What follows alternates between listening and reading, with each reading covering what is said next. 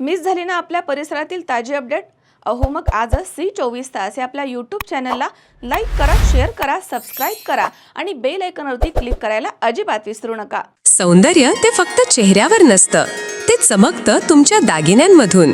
सोने, चांदी, हिरे आणि विश्वासाचं तेजस्वी नाव ओम मयूर ज्वेलर्स, संगमनेर.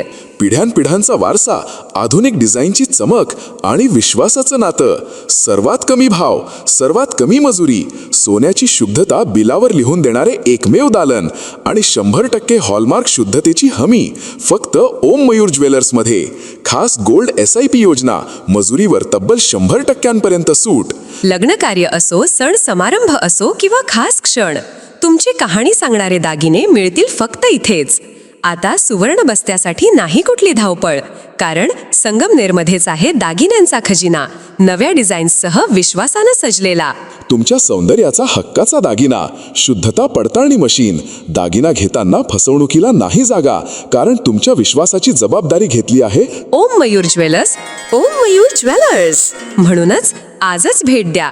ओम मयूर ज्वेलर्स, अशोक चौक, संगमनेर. संपर्क 9372 ओम मयूर ज्वेलर्स, स्वतंत्र पार्किंग सुविधा. बांधकाम कामगारांच्या हक्काच्या योजनांवरती डल्ला मारणाऱ्या एजंटची कोणतीही गय केली जाणार नाही. कामगारांचा 1 रुपया देखील कोणाला खाऊ देणार नाही, असा स्पष्ट इशारा आमदार अमोल खताळ यांनी दिलाय. तर संगमनेर येथील मातोश्री लॉन्समध्ये आयोजित कार्यक्रमात बांधकाम कामगारांना भांडी आणि साहित्याचं वाटप करण्यात आलं. यावेळी बोलताना आमदार अमोल खताळ यांनी शासनाच्या विविध योजनांचा लाभ थेट पात्र लाभार्थ्यांपर्यंत पोहोचवण्यासाठी महायुती सरकार कटिबद्ध असल्याचं म्हटलं. पंतप्रधान नरेंद्र मोदी, मुख्यमंत्री देवेंद्र फडणवीस, उपमुख्यमंत्री एकनाथ शिंदे आणि पालकमंत्री राधाकृष्ण विखे पाटील यांच्या नेतृत्वाखाली सामान्य नागरिक, शेतकरी, कामगार आणि कष्टकरी कुटुंबांना केंद्रस्थानी ठेवून विकास कामं सुरू असल्याचं त्यांनी नमूद केलं. सध्या संगमनेर तालुक्यामध्ये 26,899 बांधकाम कामगारांची नोंदणी झाली आहे. विविध 21 योजनांचा लाभ घेण्यासाठी पात्र कामगारांनी नोंदणी केल्यास ही संस्था 50,000पर्यंत जाऊ शकते. गेल्या काही वर्षांमध्ये शैक्षणिक, आरोग्य, सामाजिक आणि आर्थिक योजनांच्याद्वारे बांधकाम कामगारांना तब्बल 12,27,00,000 रुपयांचा लाभ देण्यात आला आहे, अशी माहिती त्यांनी दिली आहे.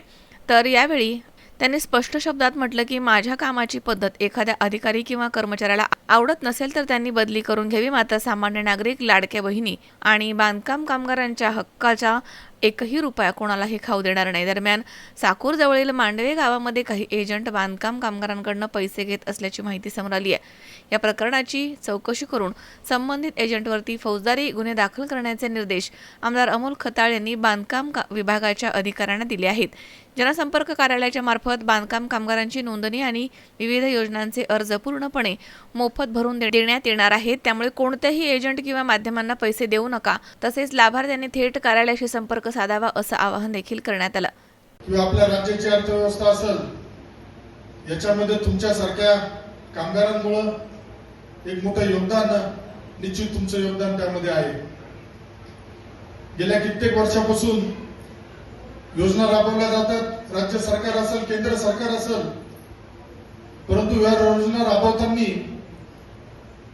आपलं महायुतीचं सरकार, आदरणीय मोदी साहेबांचं सरकार, आदरणीय फडणवीस साहेब, आदरणीय एकनाथजी शिंदे साहेब, आदरणीय सुनेत्राताई पवार, जिल्ह्याचे पालकमंत्री आदरणीय विखे पाटील साहेब, हे सरकार सामान्य लोकांना केंद्रबिंदू मानून काम करत आहे.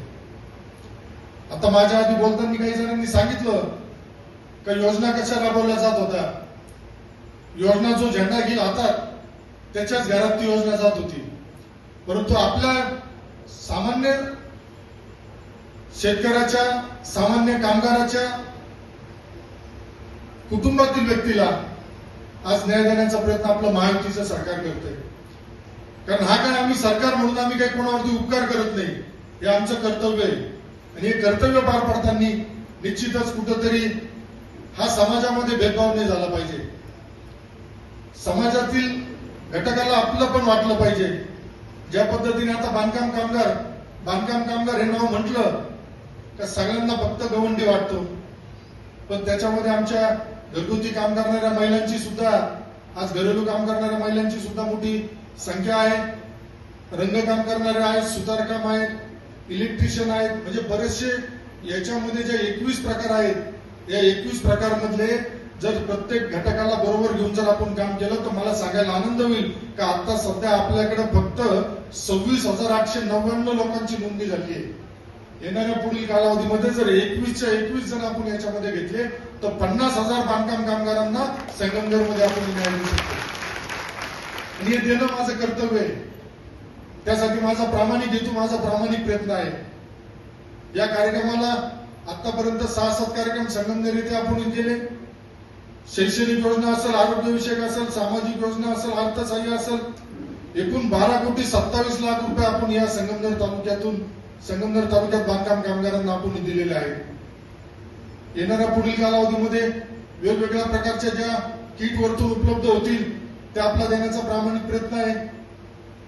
मला आल्यानंतर मगाशी काही जण म्हटले, भाऊ यापूर्वीचे आपले कार्यक्रम झाले, खूप गर्दी होती, परंतु आता भांडेच आपल्याला 1000 उपलब्ध झाले होते म्हणून आपल्याकडे गर्दी आज कमी दिसते. परंतु त्यानंतर मी काल परवा ज्यांना फोन केले तर मला बऱ्याच जणांचे पर्सनल मेसेज आले, फोन आले का भाऊ आमचे भांडे आले नाही, आम्हाला भांडे मिळणार का नाही मिळणार.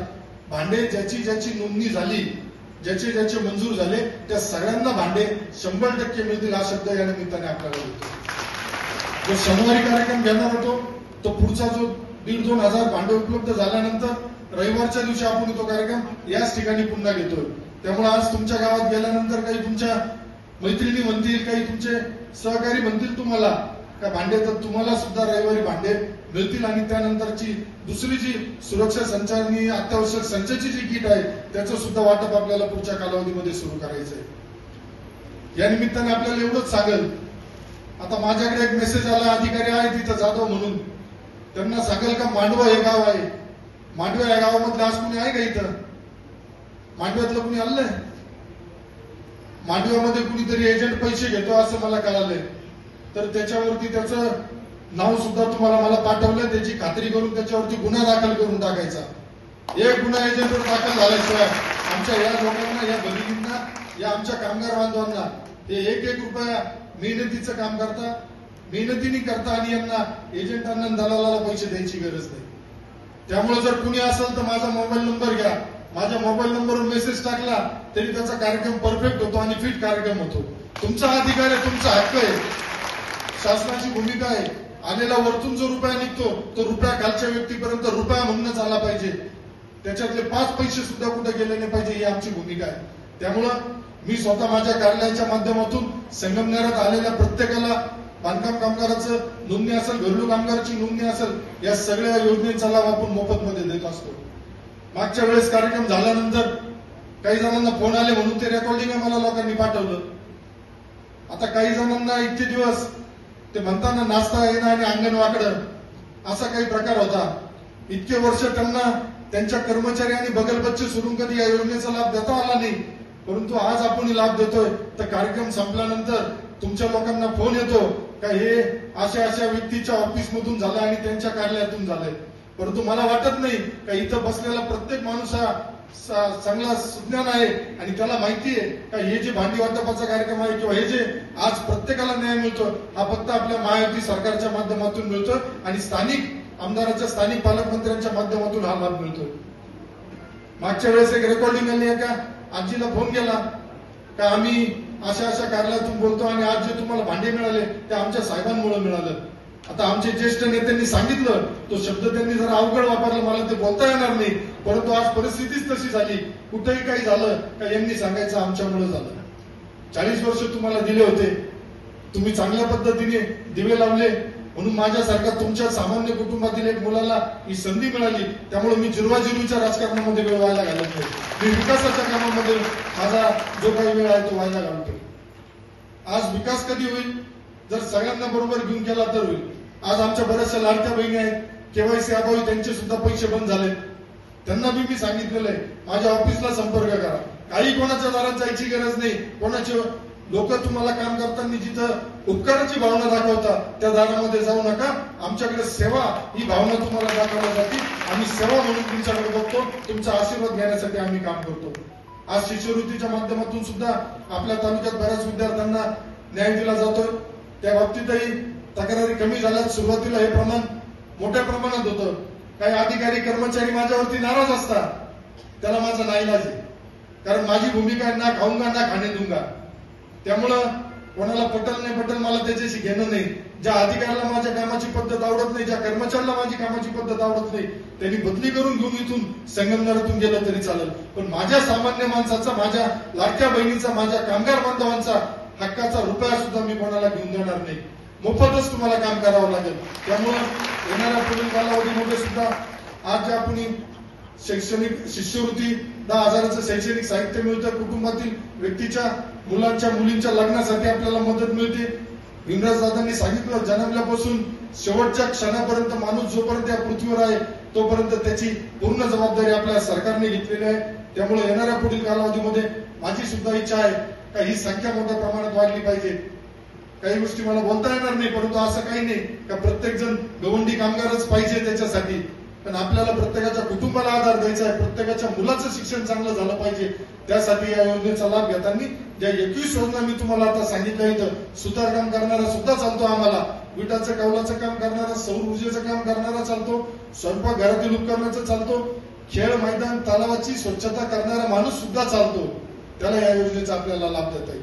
त्यामुळे मधल्या काळात आपल्या घरेलू महिला कामगारांची संख्या मोठी आहे. त्यांच्याकडून सुद्धा मागच्या वर्षी 2-2 हजार रुपये घेतले गेले होते. त्यावेळेसही मी सांगितलं होतं, आजही पुन्हा सांगतो, तुमचा मुलगा, तुमचा भाऊ जोपर्यंत आहे तोपर्यंत कोणत्याही एजंटला, कोणत्याही दलालाला 1 रुपया देण्याची गरज नाही. तुम्हाला कोणत्या अधिकाऱ्याला तुम्हाला पैसे देण्याची गरज नाही. तो पारनेरचा असू, संगमनेरचा असू, नाही तर कुठला असू, माझ्या कार्यालयाशी संपर्क केल्यानंतर त्या व्यक्तीला निश्चित द्याय देण्याचा आमचा प्रयत्न राहणार आहे. 1100 जणांना आपण लाभ दिलाय. शैक्षणिक योजना 10,809 जणांना शिष्यवृत्ती दिली. आरोग्याच्या बाबतीत 25 जण आहेत. सामाजिक योजना 105 आहेत. अर्थसहाय्य 62 आहेत. त्यामुळं मोठ्या प्रमाणात आपण प्रत्येकाला लाभ देतो. MSCIT सारख्या कोर्ससाठी सुद्धा आपण त्यांना मदत करतोय. अपंगत्व आल्यानंतर सुद्धा त्याला मदत होती, परंतु दुर्दैवाने मी तर म्हणेल का अशी कोणावर. शावीर शेख, C24 तास, संगमनेर.